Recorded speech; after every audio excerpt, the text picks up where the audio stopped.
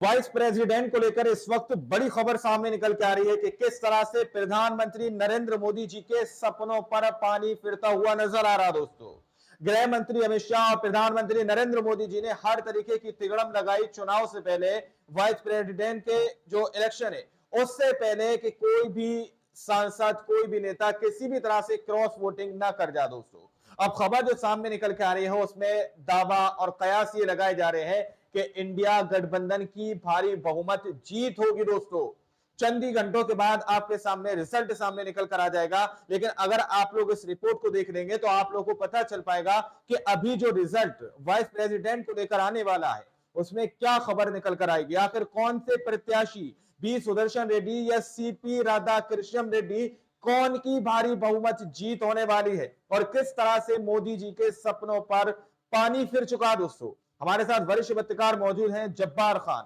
आप उनकी इस रिपोर्ट को देखिए। तो आखिर ऐसा क्या हुआ कि वोटिंग के आखिरी क्षणों में एनडीए के प्रत्याशी संग हो गया खेला। शाह नहीं रोक पाए क्रॉस वोटिंग। कॉन्स्टिट्यूशनल क्लब जैसा ही क्या आ रहा नतीजा। और यह क्यों कहा जा रहा कि अंदर खाने जयंत, अनुप्रिया पटेल और नायडू भी खुश। बहुत स्वागत है आप सभी का। आप देख रहे हैं द राजनीति का विशेष सेगमेंट खबर और विश्लेषण। मैं हूं जब्बार खान। दोस्तों, इस समय जबकि मैं आपके सामने शो कर रहा हूं, वोटिंग खत्म होने में महज 5 मिनट का वक्त बचा है। 5 बजे वोटिंग रुक जाएगी। 6 बजे से काउंटिंग शुरू होकर के कुछ देरी में नतीजा सामने आएगा। हो सकता है जब तक ये मेरा शो एडिट होकर आपके सामने पहुंचे तब तक काउंटिंग शुरू हो चुकी है। 5 मिनट पहले का ये, मगर इस समय जो खबरें आ रही हैं उसने एनडीए खेमे को निराश कर दिया है, कहा जा रहा है। और ये निराशा दरअसल वाकई निराशा होगी नतीजे के बाद, ये नहीं, लेकिन कम से कम इंडिया गठबंधन के लिए 7-8 बजे तक एक खुशी की लाइन तो दे दी। कहा जा रहा है कि क्रॉस वोटिंग के खेल ने एनडीए के प्रत्याशी के खेल को करीब करीब बिगाड़ दिया है। अभी तक जो खबरें आ रही हैं उसके मुताबिक अंतरात्मा की आवाज की लाइन काम करती हुई दिखी है। हालांकि दावा दोनों तरफ से किया गया। एनडीए की तरफ से भी दावा किया गया कि हमने भी दूसरे दलों के लोगों से अपील की है, मतलब क्रॉस वोटिंग के लिए कहा। इंडिया का गठबंधन का खेमा लगातार कहता रहा कि अंतरात्मा की आवाज पर लोग वोट डालेंगे। हमने अपील की है, मुलाकात की है, बात की है, खुद बी सुदर्शन रेड्डी। लेकिन दोस्तों, अब तो वोटिंग लगभग खत्म हो चुकी है, वोटिंग पड़ चुकी है। और ऐसी स्थिति में अब किसी तरह की अपील और किसी तरह की कोई थिथरी किसी के काम आने वाली नहीं। जब बैलेट बॉक्स खुलेगा थोड़ी ही देर में, तो ऐसी स्थिति में दूध का दूध और पानी का पानी होगा। मगर दोस्तों, जो एनडीए की कोशिश थी, कहा जा रहा है कि उनकी लाइन काम नहीं आई। एनडीए और इंडिया गठबंधन दोनों ने अपने अपने स्तर पर खेमाबंदी के साथ घेराबंदी की, मगर 75% वोटिंग के बाद, जो उस वक्त मैंने आपको बताया था, जो खबरें आई थी, उसमें भी क्रॉस वोटिंग में इंडिया गठबंधन की बल्ले बल्ले हो रही थी। और अब जबकि करीब करीब 100% वोटिंग हो चुकी है और करीब करीब वोटिंग समझ लीजिए रुक ही चुकी है, तो ऐसी स्थिति में जबकि काउंटिंग शुरू हो रही है, तो क्रॉस वोटिंग में इंडिया गठबंधन एनडीए के मुकाबले ज्यादा फायदे में दिख रहा है।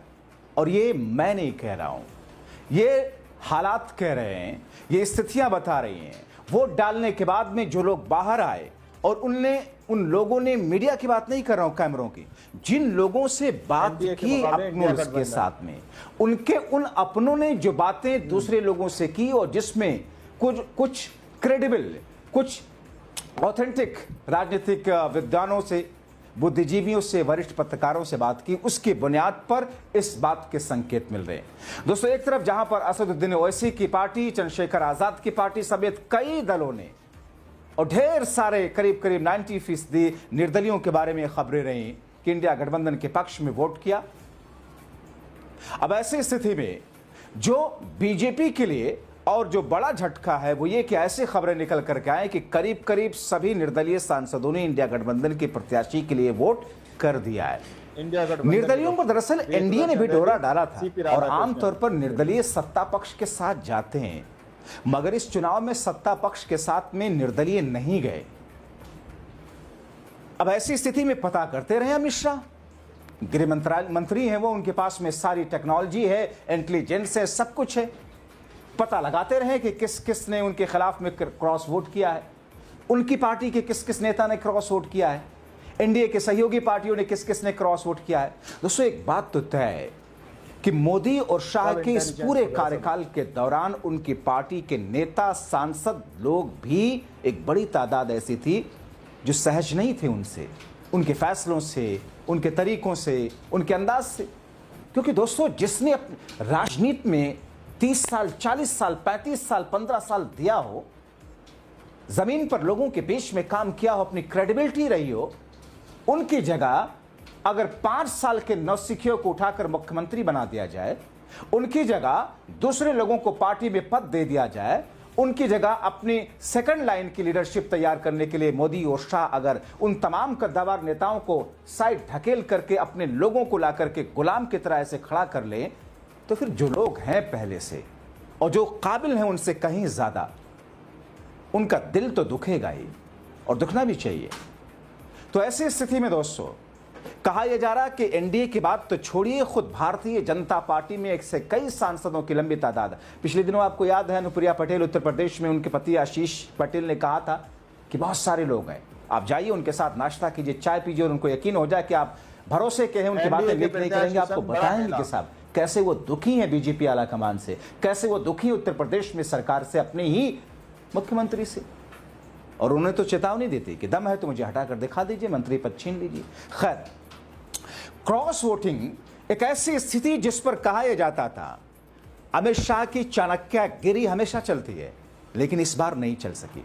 और इसी बीच में संजय सिंह ने जो कहा वो भी इस बात की पुष्टि करता। उन्होंने कहा कि आम आदमी पार्टी ने सिर्फ इंडिया गठबंधन के प्रत्याशी के हक में वोट नहीं किया, बल्कि हमने दूसरे दलों के साथ में मिल करके उनको उनकी अंतरात्मा की आवाज सुनने के लिए, सुनकर वोट करने की मुहिम चला रखी थी। सारे क्रॉस वोट इंडिया गठबंधन बी सुदर्शन रेड्डी को पड़ेंगे। दोस्तों न्यूज एजेंसी एएनआई से बात करते हुए संजय सिंह ने आगे कहा, क्रॉस वोटिंग का एक उदाहरण कॉन्स्टिट्यूशनल क्लब के चुनाव में देखने को मिला था, जब बीजेपी के लोगों ने ही क्रॉस वोटिंग कर दी थी। उन्होंने पीएम मोदी और अमित शाह के चहेते उम्मीदवार के खिलाफ वोट कर दिया था। इंडिया गठबंधन ने भी मोदी शाह की पार्टी के विरोधी प्रत्याशी को वोट करके जिता दिया था। वो कहते हैं कि इंतजार कीजिए, बस थोड़ी देर में परिणाम आ रहा है। उधर अमित शाह ने जिन पार्टियों को अपने प्रत्याशी के पक्ष में वोट के लिए उनको पीछे लगे थे, उन्होंने वोटिंग से भी दूरी बना ली। जैसे अमित शाह चाहते थे कि नवीन पटनायक जो उनके पुराने सहयोगी रहे, पिछले चुनाव में दूरी हुई, वो साथ आकर वोट करें, नहीं आए वोट करने के लिए दूरी बना ली। अब बहुत सारे लोग कहेंगे कि वोट ना करने का फायदा किसको मिला, शाह को मिला या राहुल को मिला, ये अलग बात है। दूसरी तरफ बीआरएस अकाली दल वोटिंग से दूरी बना ली। अकाली दल ने कहा कि साहब हमारे यहाँ तो बाढ़ प्रभावित है और उस पर सरकार सही से ध्यान नहीं दे पा रही, ना आम आदमी पार्टी की, ना बीजेपी की केंद्र की सरकार, इसलिए हम नहीं आ पाएंगे। बीजेडी के पास में 7, बीआरएस के पास में 4, अकाली दल के पास में 1 सांसद और पंजाब के फरीदकोट से निर्दलीय सांसद सरबजीत सिंह खालसा और जेल में बंद अमृतपाल ने भी चुनाव में वोट नहीं किया। दोस्तों सबसे पहले आप एक ट्वीट देखिए। राहुल के सेनापति कांग्रेस अध्यक्ष ने खुलकर के दावा किया कि विपक्ष और विपक्षी दल के उपराष्ट्रपति पद के उम्मीदवार सुदर्शन रेड्डी जीत रहे हैं। हम सभी लोग मिलकर उन्हें जीत दिलाने में जुटे हुए हैं। दरअसल दोस्तों उपराष्ट्रपति के चुनाव के लिए चुनाव चिन्ह पर उपराष्ट्रपति का चुनाव तो होता नहीं है। ऐसे में क्रॉस वोटिंग करने वाले किसी भी सांसद के खिलाफ दल बदल कानून लग नहीं सकता, यानी चाहकर भी कोई दल अपने नेता के खिलाफ में इस कानून का इस्तेमाल नहीं कर सकता है। हालांकि अपने पार्टी नियमों के अनुसार ही ऐसे सांसदों को कारण बताओ नोटिस भेजा जा सकता है। दोस्तों आपको यहां यह भी बताएं कि पहले चुनाव में राज्यसभा के 245 सदस्य, लोकसभा के 543 सदस्यों को शामिल किया गया, लेकिन कुछ रिक्त पदों की वजह से, यानी कि सांसदों के वहां उन पर ना होने की वजह से, खाली होने की वजह से वर्तमान जो संख्या 781 बहुमत के लिए 391 391। एनडीए के पास जो पहले से बहुमत था करीब इंडिया गठबंधन के मुकाबले बहुत ज्यादा, करीब सेंचुरी के आसपास था। वाईएसआर कांग्रेस 11 सांसद, राधाकृष्ण का समर्थन किया, जिस वजह से नायडू चुने, जिस वजह से नायडू नाराज हुए। BRS, BJD, Shiromani Akali Dal, SDA मैदान में किनारा कर लिया, जैसा कि मैं आपको बता रहा था।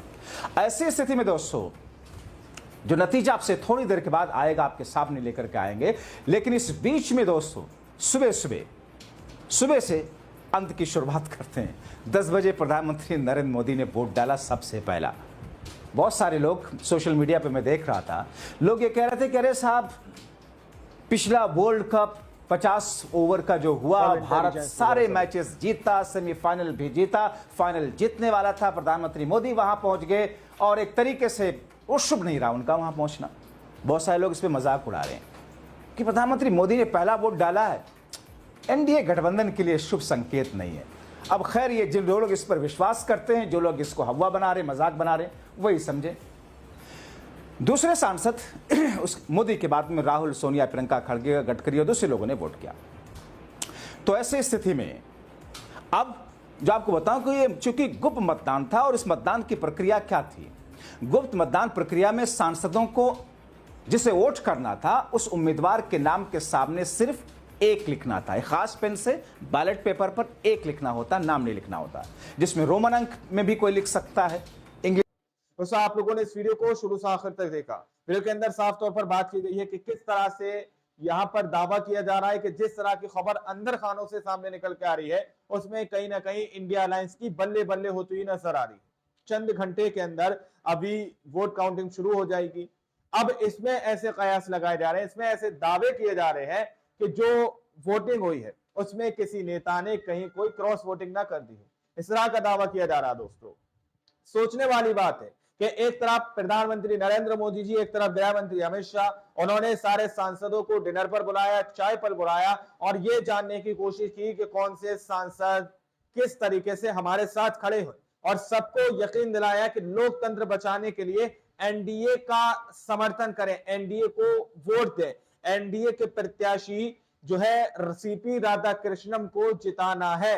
लेकिन बावजूद इसके फिर भी ऐसी खबर सामने निकल कर आना अपने आप में काफी बड़े सवाल खड़े करती है। दोस्तों, आप लोगों ने इस रिपोर्ट को देखा, सुना, आप लोग इस रिपोर्ट के बारे में क्या सोचते हैं, क्या समझते हैं, अपनी राय कमेंट सेक्शन में जरूर दीजिएगा। मिलते हैं अगली वीडियो में, जब तक के लिए जय हिंद, जय भारत।